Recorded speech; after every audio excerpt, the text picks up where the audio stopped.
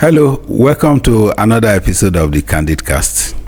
I'm glad to be with you today. We are continuing our study of those values or virtues that aid human development. Before we go into the part 2, I want you to please subscribe if you are yet to subscribe to our channel, The Candid Cast. You can also follow us on Facebook, Instagram, we are on YouTube, and we are also on TikTok. Today we are treating knowledge in part 2 of factors, values, virtues that aid human development. Recall that in the part 1 we treated the subject of morality as one of the virtues that drive human development. We all want as humans to make progress from one stage to another. Somebody in primary 1 has ambition to make primary 2.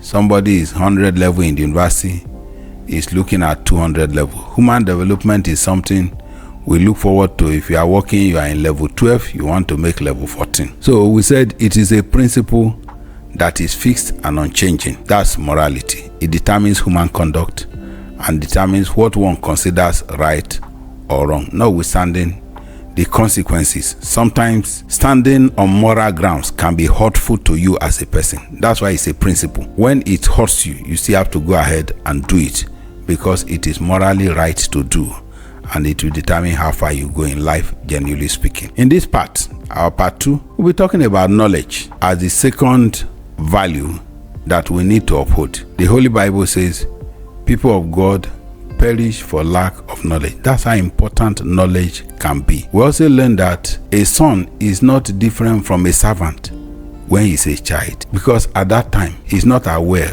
of his right, he's not aware of his privileges as a son. He will continue to live as a servant. In the absence of knowledge, ignorance reigns supreme, as in the absence of light, darkness reigns. We need to throw light into our situation through acquisition of knowledge and practical application of the same. That is called wisdom. So when we are talking of knowledge, we're actually talking of practical wisdom, because knowledge that is not applied is useless. Until you apply knowledge, is irrelevant. It does not add anything to you. Knowledge must be applied, and when you apply knowledge, it is called wisdom. So when we are discussing knowledge, we're also talking about practical wisdom. We played down the importance of knowledge. While I was growing up, we were told in our upbringing, by way of parable, that what you do not know cannot kill you. Today, we know better. You should rather be able to know acid, its qualities, and what it is capable of doing, than to ignorantly mistake it for water, only to realize what it can do, that it can kill you. In that sense, what you do not know can kill you. So I encourage you, seek knowledge. You will have nothing to lose from knowing. You know and know and know. The more you know, the better you have. Knowledge is a fundamental concept that encompasses information, understanding, and awareness acquired through experience, study, or investigation. It is the awareness of or familiarity with facts, information, truths, concepts, skills, and principles that are acquired through various means. There are key aspects of knowledge that I want us to talk about. I'll talk about 2 types of knowledge. The explicit knowledge. This is formalized or codified knowledge that can be easily communicated and shared. It is typically found in documents, databases, and textbooks. School curriculum embodies this type of knowledge. It can be made into a teachable subject or written in books for us to learn. Like you go into university, you want to study law. You have all the body of knowledge lined up for you, and you begin to pick them from 100 level to 200 to 300 to 400. Even when you get to the law school, you are still learning the same thing. You come out, you become a lawyer because you have gained knowledge in that field. Another person that entered the same university with you has gone into study engineering, and he has all the books on engineering lined up, listening to engineering. After a few years, he comes out of that place. You'll be speaking different languages. When one person speaks, oh, you speak like a lawyer. The other person, you speak like an engineer. Examples that you give on various subjects will be different because of the different type of knowledge that you have acquired, even in the same environment. Explicit knowledge is gained through the school system, reading privately, researching, listening to teachings. Time spent in traffic should not be wasted. For those who live in Lagos, probably spend 3 to 4 hours of your life every day in traffic, put a favorite podcast and listen to some information. You gain knowledge by such listening. Let that time in traffic not be wasted. And it happens to in so many urban cities across the world. Number 2, tacit knowledge. Informal, experiential, and personal knowledge that is difficult to articulate and transfer. It is based on insights, intuition, and personal experiences. This type of knowledge is more of what we call home training. When a child stays around parents and you begin to listen and you run errands for them, you will not know that you are learning until much later in life. You find that so much of the things you do, you are doing it the way your mother does. A funny story was told of a child that never listened to the mother when the mother was cooking, and the child will come in when the food is almost ready, and when the mother is putting salt in the soup, she will clap her hand and say, "Let there be enough salt in this food." So the child got married, got to the husband's house. When cooking, she will not add salt. She will just clap her hand and say, "Let there be enough salt in this food," without knowing that the mother used to have salt in the hand when she was clapping her hand and say, "Let there be enough salt." She had to go back to relearn. We need to stay around parents. We need to learn these things. Knowledge is transferred tacitly through that process. This type of knowledge is always obtainable from interactions. Artisans. A plumber wants to learn the plumbing job, stays with an experienced artisan in the same field. The same goes for motor mechanic. The same goes for carpentry. They don't write it in any book. You just stay around, and after some years, you find that you can do the same job that your master has been doing. Next, we look at the importance of knowledge. Why do we even need to gain knowledge? Why is it important to gain knowledge? Problem solving.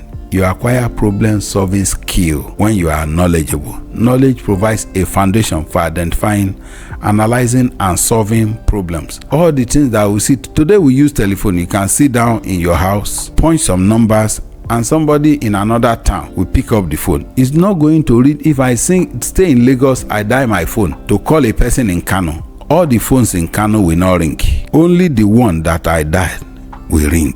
That's knowledge at work. People put those in. It has not always been like that from the foundation of the world. As knowledge increases, we find these things. Problems are being solved.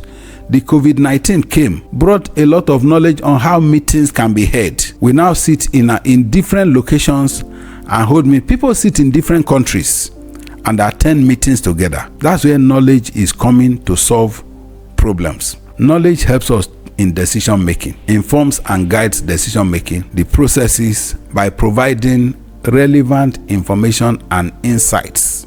If I want to travel, I want to know how I should travel. Should I go by road? Should I go by air? Should I go by sea? There are alternatives. Options are available to knowledgeable people. But if you are not knowledgeable, you only have one option and think that's why you say that a child that has never traveled will say his father's farm is the biggest in the whole world. It's because he lacks knowledge of what farming is.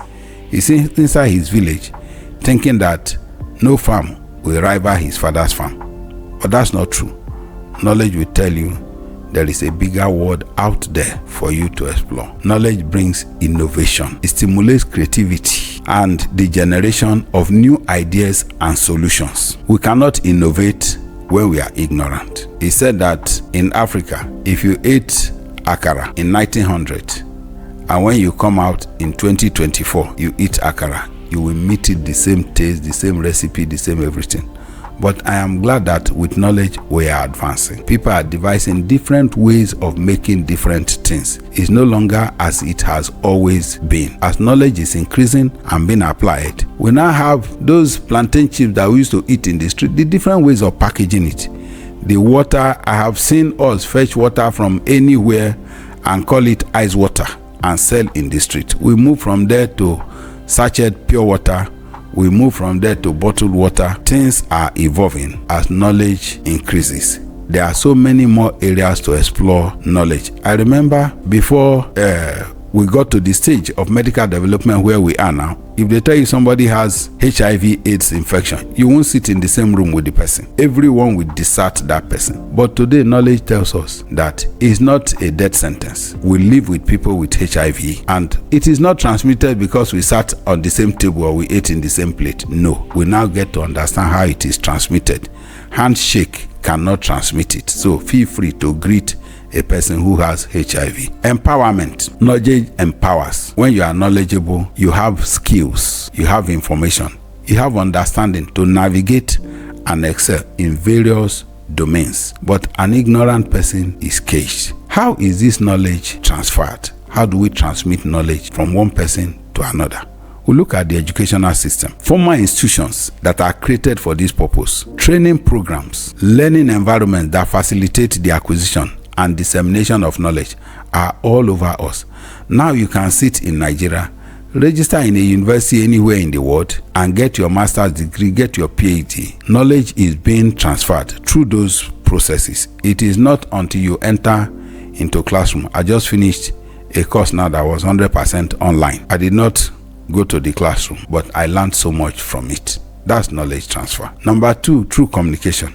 Exchange of information, ideas, insights. We don't need to call it training. Oh, come, we are going to train you. No. But at every meeting, every interaction, each time you are discussing with somebody, you are gaining knowledge. You receive better insight on how things are done. It does not have to be a school or a training section. Number 3, you can gain knowledge through mentorship, guidance, support, sharing of knowledge from experienced individual to those seeking to learn. So when you want to learn, they say the companion with the wise will be wise, but those who keep company with fools will perish in their ignorance. You meet a person who is knowledgeable in the field that you are pursuing. I've taught so many of the people who relate with me about investment. People will come, oh, how did you become an investor? I learned, I read books, I associated with people who have been investing, and today I can also tell other people, you need to start investing and start investing early in your life. You will not regret it as you grow. We gain knowledge by experience. Learning through direct involvement, practice, and hands-on can be very helpful. You get involved in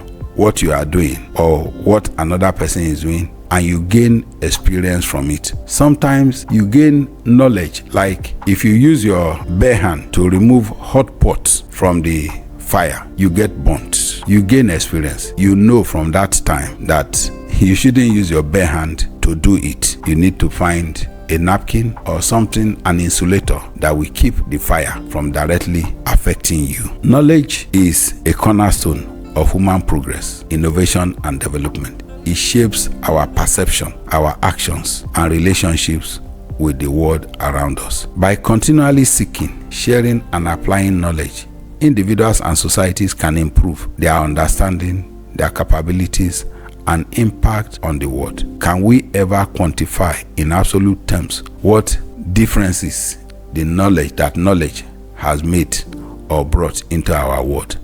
Man has really evolved, and I know it for sure. From living in caves to living in skyscrapers, man has moved from seeing a journey across the ocean as impossible to where we fly London to New York in 8 hours. I was saying this thing the other day. My friend told me he made it in 5 hours, 20 minutes. That's unimaginable, but it is happening now. Incurable diseases like I mentioned, HIV/AIDS, has become curable in our own eyes. And very soon, by the grace of God, we will see that through knowledge, the cure for cancer will be discovered that is ravaging the world. Recently, we have seen transplant of kidney from pig to human. That's how far knowledge can go. This will have the effect of reducing the organ harvesting industry that is killing the world, human trafficking, and so many evils that are happening because people are looking for organ. Keep learning, keep growing. Above all, don't learn without applying. Make an application of